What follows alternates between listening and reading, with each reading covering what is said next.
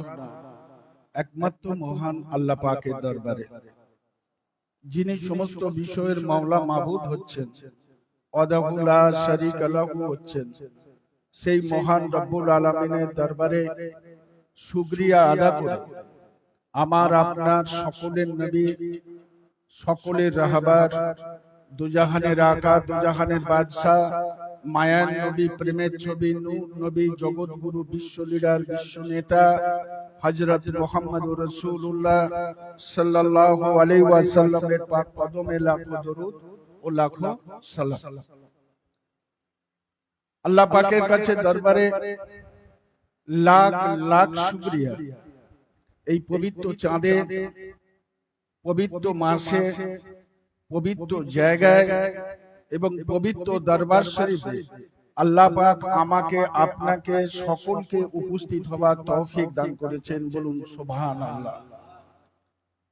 আপনারা জানেন যে আজই 10ই মুহররম চলছে। 10ই মুহররম আমরা অনেকেই জানি না যে এই 10ই মুহররম একটা ঐতিহাসিক দিন, একটা ঐতিহাসিক দিন। বাবা আদম আলাইহিস সালাতু সাল্লাম থেকে আর রাসূল করিম সাল্লাল্লাহু আলাইহি সাল্লাম পর্যন্ত এবং রাসূল করিম সাল্লাল্লাহু আলাইহি সাল্লাম থেকে এখন পর্যন্ত মোট 313টা বড় ধরনের ঘটনা ঘটবে।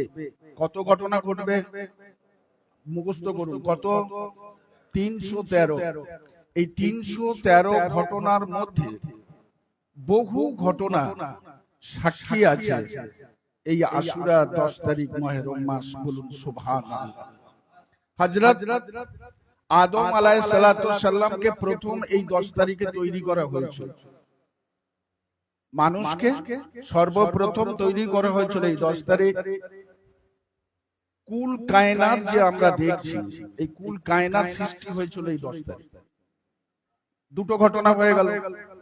হযরতে আদম আলাইহিস সালাতু সাল্লামের গুনাহ maaf হয়েছিল এই 10 তারিখ, নূহ আলাইহিস সালামের গুনাহ maaf হয়েছিল এই 10 তারিখ, লূত আলাইহিস সালামের গুনাহ maaf হয়েছিল এই 10 তারিখ, আর কোরআন শরীফ নাজিল হয়েছিল প্রথম এই 10 তারিখ। শুধু তাই নয়, এই 10 তারিখে হযরতে লূত আলাইহিস সালাম, ঈসা আলাইহিস সালাম, জাকরিয়া আলাইহিস সালাতু সাল্লাম সমস্ত নবীদের দোয়াকে আল্লাহ পাক কবুল করেছিলেন। এটা ছিল 10 তারিখ। বিরাট একটা ফর্দ। সব শেষে ঐতিহাসিক মর্মান্তিক এক ঘটনা ঘটে যায়। সেটা হলো এই মুহররমের 10 তারিখ হযরতে হুসাইন রাদিয়াল্লাহু তাআলা শহীদ। বলুন সুবহানাল্লাহ। এই 10 তারিখে 312 নম্বর ঘটনা ঘটে যায়। কত নম্বর ঘটনা? এই 312 নম্বর ঘটনা। আর সেটা হলো শহীদে কারবালা, হযরতে ইমাম পাক হযরতে হুসাইন রাদিয়াল্লাহু তাআলা শহীদ। তারপর থেকে এখন পর্যন্ত আর কোন ঘটনা ঘটেনি। তাহলে বাকি আছে কটা? একটা। 313টা ঘটনা ঘটবে, তার মধ্যে 312টা ঘটনা ঘটে গেছে, একটা ঘটনা বাকি আছে। আর সেই ঘটনাটা কি? সেই ঘটনা হলো পৃথিবী শেষ হবে। পৃথিবী শেষ হবে। তাহলে এই মুহররম মাসে আল্লাহ কায়নাত সৃষ্টি করেছে, আর এই মুহররম মাসে পৃথিবী ধ্বংস হবে এবং সেটা শুক্রবার হবে। সেটা কি বার হবে? শুক্রবার হবে। শুধু সালটা শুধু বাকি দেওয়া আছে। আমার কথা কিছু বোঝা গেল? আল্লাহর নবী দোজাহানের আকা হযরত মুহাম্মদুর রাসূলুল্লাহ সাল্লাল্লাহু আলাইহি ওয়াসাল্লাম বলেন, একজন ব্যক্তি যদি আল্লাহ ওয়ালা থাকে, একজন ব্যক্তি যদি আল্লাহ ওয়ালা থাকে, আল্লাহ বন্নে ওয়ালা থাকে, তার সুপারিশ এই দুনিয়া রুখে যাবে। বোঝা গেল কথাটা? যাই হোক, 60 হিজরি। কত হিজরি? 60 হিজরি। এই 60 হিজরিতে হুসাইন পাক শহীদ হয়েছিলেন। বয়স কত ছিল? সংক্ষেপে তাড়াতাড়ি জানেন? বয়স ছিল 55 বছর। কত বছর? 55 বছর। দুজাহানের আকা হযরত মুহাম্মদুর রাসূলুল্লাহ সাল্লাল্লাহু আলাইহি ওয়াসাল্লাম দুনিয়া থেকে যখন চলে যাচ্ছে, ছোট ইমামের বয়স ছিল 5 বছর, বড় ইমামের বয়স ছিল তখন 7 বছর। কত বছর? এটা ভালো করে একটু ওমর করে নেন। বড় ইমামের বয়স তখন কত? 7 বছর। ছোট ইমামের বয়স তখন 5 বছর। আর তখন ইন্তেকাল কবে করছে? 60 হিজরিতে। অর্থাৎ আল্লাহ রসুল চলে যাবার 50 বছর পরের ঘটনা। কত বছর পরের ঘটনা? 50 বছর। তাহলে 50 আর ওদিকে 5, তাহলে কত হলো? 55 বছর। এই 55 বছরের বয়সে হুসেন পাক রাদিয়াল্লাহু তাআলা আনহু পৃথিবী থেকে বিদায় নিলেন। এখন প্রশ্ন হলো যে তিনি কেন নিলেন, কেন শহীদ হলেন? খুব সংক্ষেপে কি দরকার ছিল? হুসেন পাক রাদিয়াল্লাহু তাআলা আনহু শহীদ যে হবেন সেটা দুজাহানের আকা হযরত মুহাম্মদুর রাসূলুল্লাহ সাল্লাল্লাহু আলাইহি ওয়াসাল্লাম জানতেন এবং সাহাবা হুজুরদের মধ্যে অনেকে জানতেন। আমি ও ঘটনা পরে আসছি। হযরতে হুসেন পাক রাদিয়াল্লাহু তাআলা যে শহীদ হয়ে গেলেন, কিসের জন্য শহীদ হলেন? ন্যায়ের জন্য শহীদ হলেন, সত্যের জন্য শহীদ হলেন, ইসলামের জন্য শহীদ হলেন, ঈমানের জন্য শহীদ হলেন, তামাম উম্মতের জন্য শহীদ। কথা ঠিক না বেঠিক? কিন্তু যিনি তার নিজের জীবন যৌবন, অর্থ, টাকা পয়সা, ধন দৌলত সব আল্লাহর রাস্তায় ইসলামের জন্য বিলিয়ে দিলেন, কোরবানি করে দিলেন, তার আইলে বায়াত যত ছিল এবং তার বংশের যারা ছিলেন 72 জন মানুষ, তাদেরকে তিনি আল্লাহর রাস্তায় কোরবানি করে দিলেন। কাদের জন্য? ইসলামের জন্য, কোরআনের জন্য, ঈমানের জন্য, সত্যের জন্য, ন্যায়ের জন্য। বলুন সুবহানাল্লাহ। এখন কথা হচ্ছে এইটাই যদি হুসেন পাকের নীতি, আদর্শ, চিন্তা, ভাবনা যদি হয়ে থাকে, আমরা যদি হুসেন পাককে ভালোবেসে থাকি, তাহলে আমাদের কি করা উচিত? ওই আদর্শ নীতি থেকে দূরে সরে যাওয়া উচিত, না হুসেন পাকের ওই নীতি আদর্শকে মেনে চলা উচিত? কোনটা করা উচিত? ঝাঁটাঝাঁট উত্তর মেনে চলা উচিত। যতক্ষণ না আপনি হুসেন পাককে না ভালোবাসতে পারবেন, ওনার নীতি, আদর্শ, চিন্তা, ভাবনাকে আপনার বাস্তব জীবনে চলার পথে যতক্ষণ না আপনি পাথেয় না করতে পারবেন, ততক্ষণ আপনি মুসলমান হতে পারেন না, ঈমানদার হতে পারেন না। ততক্ষণ আপনাকে ইসলাম বলা যাবে না। আল্লাহর রাসূল দুজাহানের আকা হযরত মুহাম্মদুর রাসূলুল্লাহ সাল্লাল্লাহু আলাইহি ওয়াসাল্লাম বসে আছেন। এমন সময় একজন সাহাবা এসে বললেন, ইয়া রাসূলুল্লাহ, ইসলামের যে কানুন, ইসলামের যে নিয়ম, ইসলামের যে স্তম্ভ আমরা তো পালন করছি, নামাজ পড়ছি, রোজা রাখছি, হজ করছি, যাকাত দিচ্ছি, তাসবিহ পড়ছি, তেলাওয়াত করছি, আল্লাহকে বিশ্বাস করছি, আমাদের জন্য কি জান্নাত অবশ্যই অবধারিত? আল্লাহ রাসূল বললেন, শোনো, এই নামাজ, রোজা, হজ, যাকাত, তাসবিহ, তেলাওয়াত করার মধ্যখানে ঈমান খুব জরুরি। ঈমান খুব জরুরি। ঈমান যদি না থাকে ও নামাজ হবে না, ঈমান যদি না থাকে তো রোজা হবে না, ঈমান যদি না থাকে হজ হবে না, ঈমান যদি না থাকে তাসবিহ, তেলাওয়াত, জিকির, আজকার, ওজিফা কোনো কাজে আসবে না। ঈমান কিসে আসবে? ঈমানের বহু সংজ্ঞা আছে, ঈমানের বহু ব্যাংক আছে। সবচেয়ে বড় জিনিস হলো যার দিলেতে আহলে বায়াতের মহব্বত নেই, যার দিলেতে অন্তরে আল্লাহ রাসূলের ভালোবাসা নেই, আহলে বায়াতের ভালোবাসা নেই। রাসূল করিম সাল্লাল্লাহু আলাইহি ওয়াসাল্লাম দহিক পুত্র বলে যাকে ঘোষণা করেছেন হযরত ইমাম হাসান হুসাইন রাদিয়াল্লাহু তাআলা আনহু, তার ভালোবাসা, তার নীতি, আদর্শ, চিন্তা, ভাবনা যদি আপনার দিলের মধ্যে যদি না থাকে, আপনি বেশক যতই নামাজ পড়ুন, রোজা রাখুন, হজ করুন, যাকাত দেন না কেন, আপনি জাহান্নামী হয়ে যাবেন। ঈমানের সবচেয়ে বড় অংশ আহলে বায়াতকে ভালোবাসা। বলবেন না সুবহানাল্লাহ? কি ভালোবাসেন? প্রশ্ন আবার ঘুরে আসে, আমরা কি ভালোবাসি?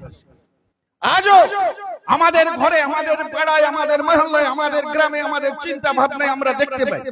গোটা ভারতবর্ষ আমরা ঘুরছি, গোটা ভারতবর্ষের বাইরেও আমরা দেখছি, সব জায়গাতেই কিন্তু ইসলামের মধ্যে 5টা যদি ঘর থাকে 10 রকম মতবাদ নিয়ে তারা চলছে।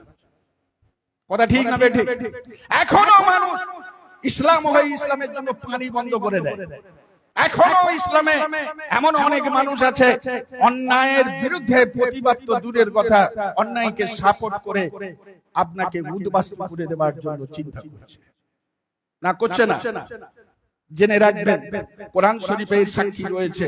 কোরআন শরীফে এর সাক্ষী রয়েছে। আমরা প্রত্যেকদিন সেই সূরা পড়ে যাচ্ছি।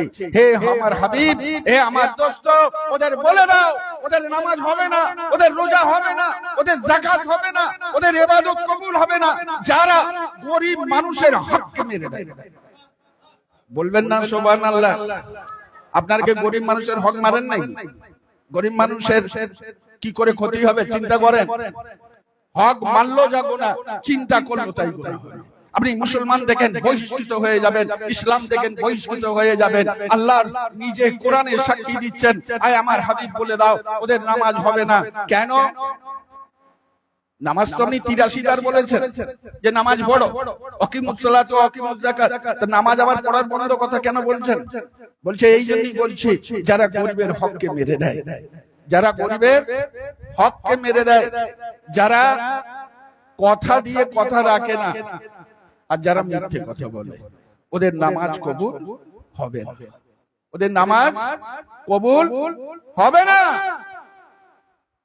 বড় দুঃখের বিষয় যে আজ আমরা কেউ না কেউ এই তিনটে শর্তের মধ্যে কোনো না কোনোর মধ্যে আমরা এখনো নিমজ্জিত আছি, না নেই? বাবাজি, হযরতে সালমা আলাইহিস সালাম আল্লাহ রাসূলের একজন বিবি ছিলেন। আল্লাহ রাসূলের বিবির আরেকটা নাম ছিল সালমা। মুখস্থ করে নেন, কি নাম ছিল? সালমা। দোজাহানের আকা হযরত মুহাম্মদুর রাসূলুল্লাহ বললেন, আমি এখন একটা কাজে ব্যস্ত আছি, আমার এই ঘরেতে কাউকে তোমরা আসতে মানা করো, ঢুকতে মানা করো। সালমা দরজা বন্ধ করে দিলেন। ঘটনা অনেক বড়, সংক্ষেপে তা হযরতে সালমা বাইরে দাঁড়িয়ে আছে। এমন সময় হযরতে ইমাম হাসান আর হুসাইন রাদিয়াল্লাহু তাআলা আনহু গুটি গুটি পায়ে ছোট দুটো বাচ্চা দরজার মধ্যে দিয়ে ঢুকে গেলেন। আল্লাহ রাসূল তাদের দেখে জড়িয়ে ধরলেন এবং কাঁদতে লাগলেন। সালমা বুঝতে পারলেন না, যাকে নিজের ছেলে বলে গণ্য করেছে, যাকে ফাতেমা লাল কলিজার টুকরা রক্তে দিদার হযরতে ইমাম হাসান হোসেনকে এত ভালোবাসে, তো দেখার পর তো খুশি হওয়া দরকার, তো কাঁদার কি কারণ আছে? দু মুখে দুজনকে চুমু খেয়ে উরুতে বসিয়ে মাথায় হাত বুলিয়ে ওনাদের ফিরত দিলেন। হযরতে সালমা আলাইহিস সালাম জিজ্ঞাসা করলেন, ইয়া রাসূলুল্লাহ, ইয়া হাবিবাল্লাহ, আপনাকে জিজ্ঞাসা করি যে আপনি কাঁদলেন কেন? যে ওরা যখন এলো, জিবরাইল আলাইহিস সালাম কে হযরতে জিবরাইল আলাইহিস সালাম একটা খবর নিয়ে এলেন। সেই খবরটা হলো এই, ইমাম হাসান হোসেন আমার উম্মতের জন্য শহীদ হয়ে যাবে। কি হয়ে যাবে? শহীদ হয়ে যাবে। তো সঙ্গে সঙ্গে কান্নায় ভেঙে পড়লেন সালমা। সালমা তখন প্রশ্ন করেছিলেন, ইয়া রাসূলুল্লাহ, হযরত জাবের রাদিয়াল্লাহু তাআলা আনহু দুটো ছেলে যখন মৃত্যু হয়ে গেল, এক ভাই এক ভাইয়ের গলা যখন কেটে দিল, ইয়া রাসূলুল্লাহ আপনি দোয়া করার পর দুজনে হায়াত আবার বেঁচে গিয়েছিল, তো মরা ছেলেকে যখন আপনি জিন্দা করে দিতে পারলেন, আর এই খবরটা যখন এলো, তা হযরত ইমাম হাসান হোসেনের শহীদের এই ঘটনাকে আপনি কি বুঝতে পারেন না? আল্লাহ রাসূল বললেন, যুক্তি তোমার ঠিক আছে, কিন্তু জেনে রাখো হযরত ইমাম হাসান আর হুসাইনকে तमाम উম্মতের জন্য, ইসলামের জন্য, ঈমানের জন্য, ন্যায়ের জন্য, সত্যের জন্য আমি আল্লাহর রাস্তায় ওদের কুরবানি দিয়েছি। চিন্তা করেননি, ইমাম হাসান হোসেনের কথা ভাবেননি, যা ভেবেছেন আমার জন্য ভেবেছেন, আপনার জন্য ভেবেছেন, সারা বিশ্বের জন্য ভেবেছেন, সেই ইমাম হাসান হোসেন পাককে আমরা কিন্তু ভুলে গেছি। সালমা বললেন, আমরা জানবো কি করে? আপনার কি জীবন দশাই ঘটনা ঘটবে? আল্লাহ রাসূল বললেন না, তাহলে আমার চলে যাবার অনেক পরে ঘটনা ঘটবে। তাহলে ওই ঘটনার সাক্ষী কে থাকবে? হযরতে সালমা রাদিয়াল্লাহু তাআলা আনহা জিজ্ঞাসা করার পরে আল্লাহ রাসূল কি করলেন? কারবালার মাটি কারবালার মাটি যে জায়গায় শহীদ হবে একটা শিশাই ভরে হযরতে সালমা আলাইহিস সালাতু সাল্লামের হাতে দিলেন, দিয়ে বললেন, সালমা তুমি কাউকে ঘটনা বলবে না, এই ঘটনা কাউকে শোনাবে না, কাউকে বলবে না, তুমি একমাত্র শুধু জানলে আর তুমি সাক্ষী থাকবে, কারণ তখন তোমার হায়াত থাকবে, আল্লাহ দেবেন। তা ওই সালমাকে বললেন যে এই শীষের মধ্যে যে মাটি আছে এই মাটিটাকে তুমি প্রত্যেকদিন লক্ষ্য করো, যেদিন লাল হয়ে যাবে সেই দিন জানবে হোসেন পাক শহীদ হয়ে গেছে। ইন্না লিল্লাহি ওয়া ইন্না ইলাইহি রাজিউন। তোমার ভাই আমার দোস্তরা, হযরতে সালমা রাদিয়াল্লাহু তাআলা আনহা প্রত্যেক দিন নামাজ পড়ে ওই মাটিকে দেখতেন। না বোঝা গেল? সেই মাটিটা হঠাৎ করে একদিন লাল হয়ে গেল, সেটা ছিল 10ই মুহররমের দিন। হযরত সালমা কেঁদে উঠলেন, সেই কান্নায় সমস্ত মানুষ জড়ো হয়ে গেল। সকল মানুষ বলল যে আপনি কাঁদছেন কেন? হযরত সালমা রাদিয়াল্লাহু তাআলা আনহা বললেন যে আমার হুসাইন দুনিয়া থেকে বিদায় নিয়েছে, ইন্না লিল্লাহি ওয়া ইন্না ইলাইহি রাজিউন। আমার ভাই আমার দোস্তরা, সময় তো আর নেই, মাত্র 4-5 মিনিট বাকি আছে। শুধু একটা কথাই বলে রাখি যে হোসেন পাক কিসের জন্য শহীদ হয়েছিলেন? ন্যায়ের জন্য, সত্যের জন্য, ঈমানের জন্য, ইসলামের জন্য। আপনি আমি বুকে হাত দিয়ে যারা আজকে হোসেন পাককে আমরা সকলেই ভালোবাসি কম বেশি, যদি ভালোবেসে থাকি তাহলে আমাদের বুকে হাত দিয়ে আবার চিন্তা করার সময় এসে গেছে যে সত্যি কি আমরা ন্যায়ের পথে আছি কিনা, সত্যি কি আমরা অন্যায়ের বিরুদ্ধে আছি কিনা, সত্যি কি আমরা ইসলামের জন্য আছি কিনা। আমাদের জান, আমাদের মাল, আমাদের সমস্ত কিছু, ছেলে পুলে, বউ, টাকা পয়সা, ধন দৌলত যদি আল্লাহর রাস্তায় ইসলামের জন্য যদি আপনি কুরবানি না করতে পারেন তো হোসেন পাককে ভালোবাসা হতে পারে না। না বোঝা গেল না? যতই আপনি যাই করুন। আরেকটা কথা, শেষ কথা বলে দিই, সেটা হলো এই, আল্লাহ পাক কোরআন শরীফে বলেছেন আমি কিছু নিদর্শন তৈরি করেছি, কিছু নিদর্শন তৈরি করি, খালি টিপস গুলো দিয়ে যায়। তার মধ্যে একটা হলো আসওয়াদ পাথর। ইব্রাহিম আলাইহিস সালাম ওই পাথরের উপর দাঁড়িয়ে কাবা শরীফকে তৈরি করেছিল, জান্নাত থেকে ওই পাথর এসেছিল। ওই পাথরটার নিদর্শন স্বরূপ আজও কাবা শরীফের গায়ে লাগানো আছে। কথা ঠিক না বেটে? এবং সারা বিশ্বে সকল মুসলমান তাতে ভক্তি করে, কি করে? চুম্বন করে। এটা একটা নিদর্শন। তার মানে এই নয় ওই পাথরের আমরা ইবাদত করি। আবার এটা ভালো করে জেনে রাখতে হবে, ওই পাথরের ইবাদত আমরা কেউ করি না, আল্লাহ বলে ওকে বিশ্বাস করি না, পাথরের কোনো শক্তি আছে বলে বিশ্বাস আমরা করি না। কিন্তু যেহেতু ইব্রাহিম আলাইহিস সালাম দাঁড়িয়েছিলেন আর সারা বিশ্বের तमाम নবী, কুতুব, গওস, ওলি আল্লাহ, ফকির, দরবেশ, হাজী, গাজী, মৌলভী, মুত্তাকি, সোহাদী, সালেহীন, তাবে এখন পর্যন্ত স্টিল নাও সারা বিশ্বের মানুষ ওই আসওয়াদ পাথরকে চুমু দেওয়ার জন্য ব্যস্ত হয়ে আছে। এটা কি নিদর্শন? এই পাথরটা দেখলে ইব্রাহিম আলাইহিস সালামের কথা মনে পড়বে। কার কথা মনে পড়বে? ইব্রাহিম আলাইহিস সালামের কথা মনে পড়বে। আর সাফা মারওয়ারে যখন আমরা ছুটাছুটি করি, 7 বার যাতায়াত করি হজেতে, তখন কার কথা মনে পড়ে? হযরতে মা হাজেরা রাদিয়াল্লাহু তাআলা আনহার কথা মনে পড়ে, ইসমাঈল আলাইহিস সালামের কথা মনে পড়ে। আজও নিদর্শন স্বরূপ আছে। ঠিক তেমন সেই নিদর্শন স্বরূপ কিছু মানুষ তাজিয়া পাক তৈরি করেন, না করেন না? যাকে দেখলে কারবালার কথা মনে পড়ে যায়। কিন্তু এইটা শেষ, এইটাই ইন, এইটাই খতম, এইটাই ইবাদত, এইটাই সবকিছু যদি কেউ বিশ্বাস করে নেয় তাহলে ঈমান হারাম। মাসলা কি হলো? না বোঝা যায়নি কথাটা? বুঝতে পারা গেল কি? বুঝতে পারা গেল? এটা একটা নিদর্শন। তাজিয়া পাক দেখলে কি হবে? না হোসেন পাকের কথা মনে পড়বে, কারবালার কথা মনে পড়বে, এটা নিদর্শন।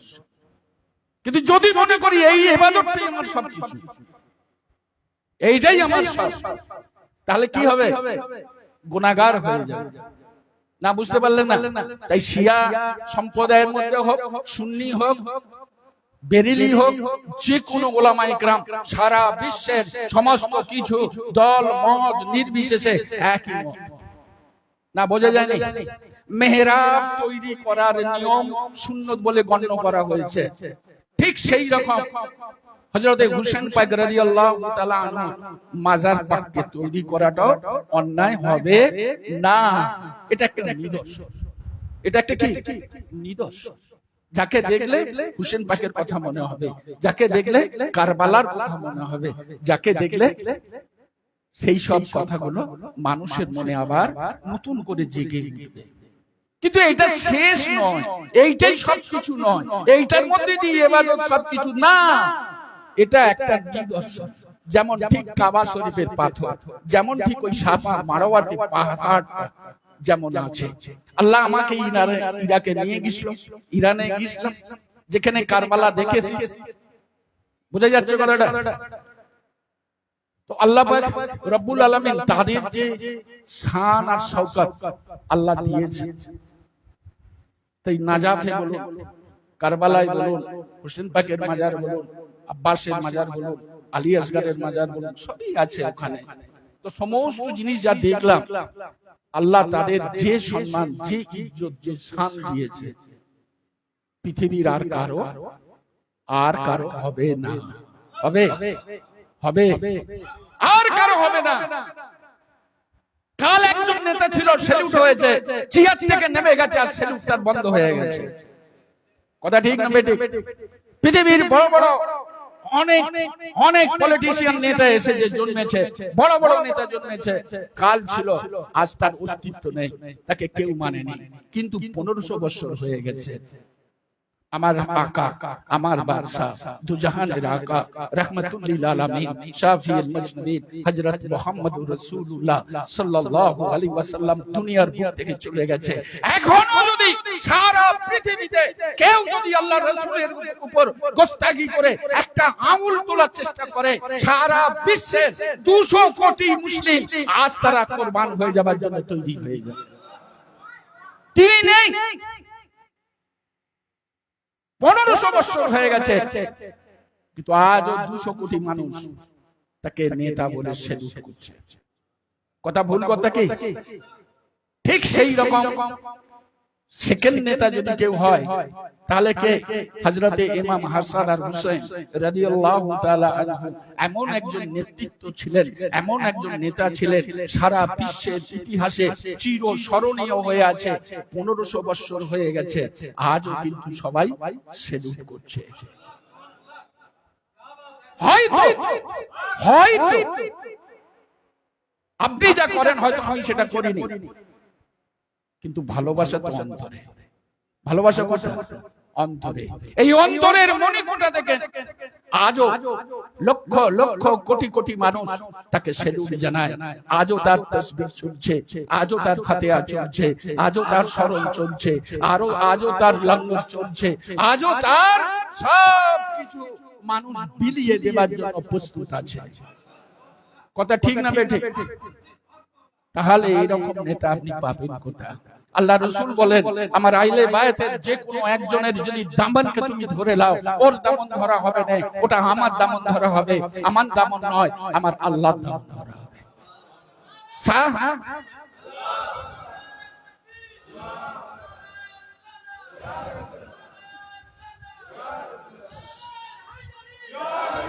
সাহাবারা বললেন, ইয়া রাসূলুল্লাহ, আপনি চলে যাবেন, আপনার শরীর খারাপ, আপনি চলে গেলে আপনার এই মুবারক দেহ আর আমরা কি দেখতে পাবো না? আল্লাহ রাসূল দুটো ইমাম হাসান হুসাইনকে দাঁড় করিয়ে বললেন, আমার হাসানকে দেখে দিও, আমার হুসাইনকে দেখে দিও। যারা আমার হাসান হুসাইনকে দেখবে তারা যেন আমাকেই দেখে। আর যারা হাসান আর হুসাইনকে কেউ ভালোবেসে ফেলবে, ও ভালোবাসা ওকে নয়, আমাকে ভালোবাসা হবে, আমাকে নয়, আমার আল্লাহকে ভালোবাসা। অতএব संज्ञा की আমরা এই যে দামন হুসেন পাক की दामन नहीं छोड़ेंगे, खाजा की दामन नहीं छोड़ेंगे, गौस पाक की दामन नहीं छोड़ेंगे, চিৎকার দিয়ে বলি এ বলার কিছু দাম নেই। কেন দাম নেই? আপনি ধরলেন কবে আর ছাড়লেন কবে? দামন মানে কি? হযরত হুসেন পাক রাদিয়াল্লাহু তাআলা রেখে যাওয়া যে মিশন, রেখে যাওয়া তার চিন্তা, তার ভাবনা, তার আদর্শ, তার নীতি, তার চিন্তা যা রেখে গেছেন আমাদের কাছে, আমরা প্রতিনিধি হিসাবে সেটাকে বাস্তবে চলার পথে আমরা তাকে রূপ দেব, আর সেই রূপটাই হবে দামন ধরা। কি যদি একটা মানুষ কোন গরিব মানুষের হককে যদি মারে, গরিব মানুষের উপর অত্যাচার করে, গরিব মানুষের উপর যদি নির্মম স্টিমরোলার চালায়, সে হোসেন পাকের কোনদিন হতে পারে না, লোক হতে পারে না। মিথ্যা যে বলে সে হোসেন পাকের লোক হতে পারে না। ওয়াদা করে ওয়াদা যে খেলাপ করে সে হোসেন পাকের লোক হতে পারে না। অতএব জীবনকে যদি পাল্টাতে হয়, আল্লাহ রাসূলের রেখে যাওয়া আদর্শ নীতি এবং হোসেন পাকের আদর্শ নীতি আপনাকে মানতেই হবে। আল্লাহ রাসূলের বাইরে হোসেন পাক ছিলেন কি? হ্যাঁ, রাসূলের আদর্শে আদর্শবান বলেই তবেই আজ এই লাকাব এসেছে যে সারা দুনিয়ার যুবকদের আল্লাহ তাদের সর্দার বানিয়ে দিয়েছে। এমন কোন জুম্মার খুতবা নেই যেখানে ইমাম হাসান আর হুসাইনের নাম নেই। কথা ঠিক না বেঠিক? মাবিয়ার বংশ 200 বছর রাজত্ব করে ইসলামের ধ্বংস করার চেষ্টা করেছিল, এবং মাবিয়া চেষ্টা করেছিল, তার বংশরা চেষ্টা করেছিল ইমাম পাকের নাম আর নিশানা মিটিয়ে দিতে। কিন্তু পৃথিবীর ইতিহাস বলছে, বাবা সময় হয়ে গেছে, পৃথিবীর ইতিহাস বলছে যে না, এমন একজন মানুষকে দেখাতে পারবেন এজিদের পরে তার ছেলের নাম এজিদ কেউ রেখেছে? কোটি কোটি মানুষ হাসান বা হুসেন তার নামের সঙ্গে যোগ করে দিয়েছে। না, নেই। অতএব যারা নেতৃত্ব দেওয়ার চেষ্টা করেছিল তারা কিন্তু 200 বছর পরেও তারা ধ্বংস হয়ে গেছে, আর তারা শহীদ হয়ে যেও 1500 বছর মানুষের অন্তরে, হিন্দু, মুসলিম, খ্রিস্টান, জৈন, বৌদ্ধ সমস্ত জাতি ধর্ম নির্বিশেষে সকলের মনের মণিকোঠায় হোসেন পাক জায়গা করে নিয়েছে। বলুন সুবহানাল্লাহ। আমাদের আদর্শ হবে, আমাদের চিন্তা হবে, আমাদের ভাবনা হবে, আমাদের চলার পথ হবে হোসেন পাকের নীতি আদর্শকে সামনে রেখে আমাদের ইবাদত বন্দেগী করা। হ্যাঁ কি না? তাহলে কি হবে? তার দামনকে ধরা হবে। তাহলে কি হবে? হোসেন পাককে ভালোবাসা হবে। আপনি অনেক কিছু করলেন, আর করে এসে আজকের এই 10 তারিখ শেষ হওয়ার পরেই কালকে গরিবের উপর অত্যাচার চালালেন, অন্যায় করলেন, জুলুম করলেন, তো আপনি হোসেন পাকের সৈনিক হতে পারেন না। এসব মিথ্যে না। বোঝা গেল কথাটা? ভালোবাসুন। আগেও বলেছি, আজকেও বলছি যে আহলে বায়াতকে ভালোবাসা ছাড়া ইবাদত কবুল হবে না। আর যে যেদিকেই অ্যাঙ্গেল দিয়ে আপনি যান না কেন জান্নাতে, সব আহলে বায়াতের ভিতর দিয়ে আপনাকে যেতে হবে। না বোঝা যায় না? কোরআনে এসেছে, হাদিসে এসেছে, কত কথা বলবো। প্রত্যেকটা ইবাদতের মধ্যে আহলে বায়াতের গুণগান আপনাকে করতেই হবে। অতএব এদেরকে ভালোবাসা ঈমানের একটা অংশ। আল্লাহ পাক আমাকে, আপনাকে, সকলকে, সারা বিশ্বের মানুষকে এই আহলে বায়াতের মতো পথে চলার যেন আল্লাহ আমাদের তৌফিক দান করেন। আমানতু বিল্লাহি।